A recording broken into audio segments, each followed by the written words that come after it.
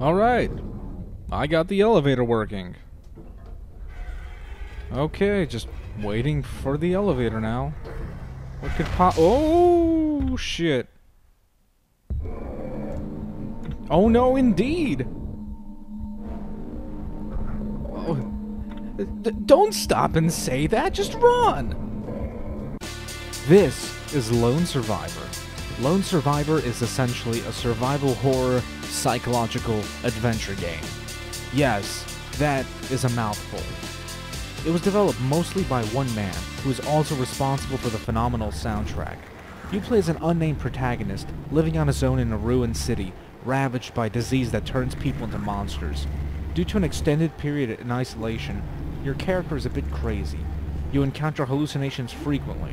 It's impossible to tell the difference from what is real and what isn't. Gameplay-wise, it reminds me of the fantastic Nintendo DS game, Lost in Blue. In that game, you and a female teenager become stranded on a deserted island. Each day you go out searching for food and tools, while also being watchful of your stamina. Lone Survivor is very similar in this aspect. Your apartment acts as your central hub, and you can use mirrors to teleport.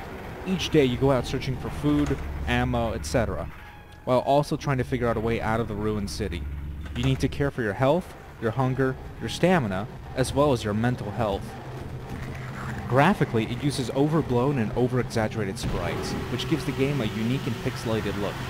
It greatly adds to the game's atmosphere of ambiguity, so you end up not only questioning whether what you are experiencing is real or not, but also, what exactly are you looking at? For example, during this intro sequence, you can see that I'm talking to, well, at least attempting to talk to, a man wearing a box on his head. Most of the people I've seen play this game, whether through reviews or let's plays or whatever, they didn't even notice he was standing there. I can't blame them. When I first saw footage of this game, it just looked like a lamp to me. What also needs to be pointed out is the protagonist's face. He's wearing a surgeon's mask to shield himself from the infection. However, in some of the game's areas, it looks like he has a huge grin. Intentional or not, it is creepy. The game starts off as being scary, creepy, tense, difficult, and manages to pull off the feeling of helplessness and isolation perfectly. Food and ammo are both scarce, and it's a must to combine food items together to get a bigger meal. Eating cheese and crackers separately is not going to do anything for you, but if you combine them together, you'll satiate your hunger by just a little. Your mental health is a hidden variable, but you can get a small glimpse of it by interacting with the environment. When using teleporting mirrors, your character will make a remark as he looks at his own reflection. Unfortunately, once you get out of the apartment building, the game pulls a 180. There's a grocery store nearby that restocks food every day. Somehow, it's not really explained. You also encounter a person who can trade something that you have an infinite supply of for ammo. There's also no time limit. So, at this point in the game, you can pretty much run around doing whatever the hell you want without really having to worry about anything. This is a rather unfortunate turn of events, really. But the majority of the game does take place inside the apartment building. Lone Survivor is also ridiculously short. It took me around 3.5 hours to beat it on my first playthrough, and I was playing it blind. I believe I also explored just about every area in the game. There are 3 endings, but 2 of them are almost identical to each other, so it's more like 2.5 endings, really.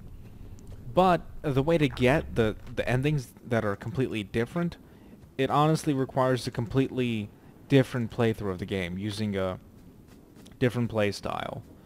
The developer also stated that he's working on a 4th ending that will be out this summer.